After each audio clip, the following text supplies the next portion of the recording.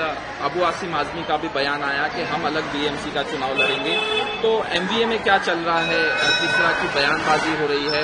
दूसरी तरफ उद्धव ठाकरे और राज ठाकरे को साथ में जाने की बात आती है, क्या नहीं, जहां तक कांग्रेस दल का सवाल है, बिहार चुनाव में सारे बिहारी कांग्रेस के खिलाफ वोट करेंगे, क्योंकि जिस प्रकार से राज ठाकरे उनके दलों ने मुंबई और महाराष्ट्र में बिहारियों को पीटा है, तो कांग्रेस को उस बात का डर था।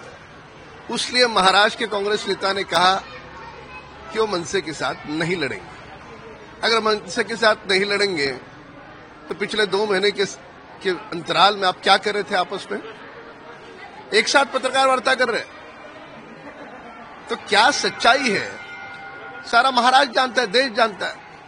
सिर्फ कांग्रेस नेता को मजबूरन ये बयान देना पड़ा कि वो मनसे के साथ नहीं लड़ेंगे ताकि बिहार के चुनाव में मार न पड़े। पहली बात। रहा सवाल महाराष्ट्र के अन्य दलों का, अब कौन कैसे लड़े उनकी इच्छा। हम मुंबई महानगर पालिका हम महायुति में लड़ेंगे। अन्य जगहों पर जैसे आदरणीय मुख्यमंत्री जी ने कहा सीटें बढ़ना प्राथमिकता है, तो अन्य जगह पे तीनों पार्टी के 3 शीर्ष नेता है, वो बैठ करके तय करेंगे कैसे लड़ा जाए। पर महाराष्ट्र में ये एक साथ लड़े, अलग लड़े, जीत हमारी सुनिश्चित काम के आधार पर है।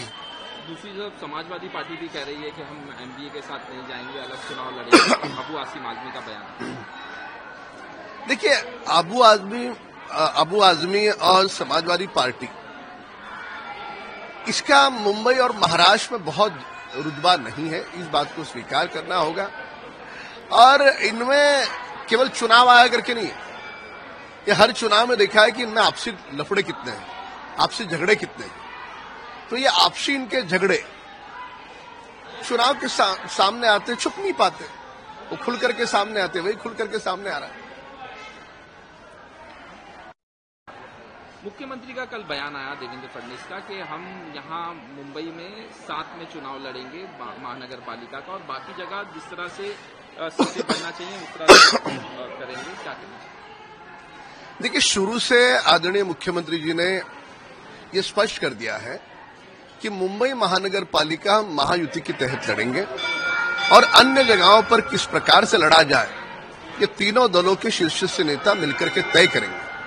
पर काम के आधार पर जब अंततः सीटें कितनी आई इसका आकलन होगा, तो आप देखोगे कि महायुति की सीटें पूरे महाराष्ट्र में सबसे अधिक आएगी, और वह भी काम के आधार पर। अब कौन कहां से लड़े, कैसे लड़े, ये आदरणीय मुख्यमंत्री जी है, दोनों पार्टी के उप मुख्यमंत्री हैं, ये सारे मिलकर के तय करें। कल फिर से उद्धव ठाकरे जाके राज ठाकरे से मिले, उनके घर पे राज ठाकरे की माताजी का बर्थडे था, इस वजह से ये जो मुलाकातें हैं ये दिन ब दिन बढ़ते जा रही हैं। क्या नहीं, अगर परिवार करके कोई 2 भाई अगर मिल रहे हैं, 2 परिवार मिल रहे हैं, तो इसमें किसी को आपत्ति का या टीका टिप्पणी करने का कोई कारण नहीं है। वो परिवार करके मिल सकते हैं, पर 2 राजनीतिक दल करके मिलना और परिवार करके मिलना, इसमें काफी अंतर है। और उन परिवार के बीच में पिछले 18-20 साल से किस प्रकार के रिश्ते रहे। अरे अमित ठाकरे, राज ठाकरे जी के बेटे को हराने के लिए किस प्रकार से उद्धव ठाकरे जी ने प्रयास किया, राज ठाकरे शिवसेना छोड़ करके चले जाए इसलिए उद्धव ठाकरे जी ने किस प्रकार का षड्यंत्र किया, ये सारी बातें छुप नहीं पाई। पर खैर, वो राजनीति थी, परिवार करके वो इकट्ठे आते तो उनको शुभकामनाएं।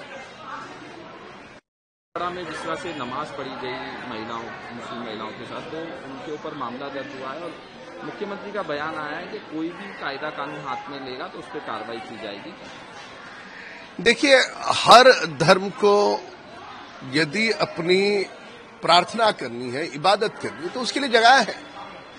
पर जानबूझ करके राजनीति के हेतु से प्रेरित कुछ लोग अगर किसी को उकसाए और अन्य धर्म की भावनाओं को आहत करने का प्रयास करे, कानून हाथ में ले, जो प्रशासन के नियम है उसके विरोध में करे, तो कानून का काम करेगा, उसमें गैर क्या है। सवाल ये उठता है कि इस प्रकार की मंशा के पीछे कारण क्या? किसी के धर्म को किसी ने भी आहत नहीं करना चाहिए। आदरणीय मोदी जी ने कहा है सबका साथ सबका विकास, पर ओछी राजनीति के लिए कुछ लोग इस प्रकार से घिनौना कृत्य करते हैं, उन पर कानून काम करेगा। और शुद्धिकरण भी किया गया, बीजेपी की एक एमपी है उनकी तरफ से वहां पे शनिवार वाड़ा में। देखिए, हर धर्म की अपनी अपनी एक भावना होती है और शनिवार वाड़ा उसको एक अलग इतिहास है। छत्रपति शिवाजी महाराज जी से लेकर के पेशवाओं का एक अलग इतिहास है, सनातन हिंदू धर्म का एक इतिहास है। तो उसके तहत हर एक ने अपने भावनाओं को उजागर करने का प्रयास किया।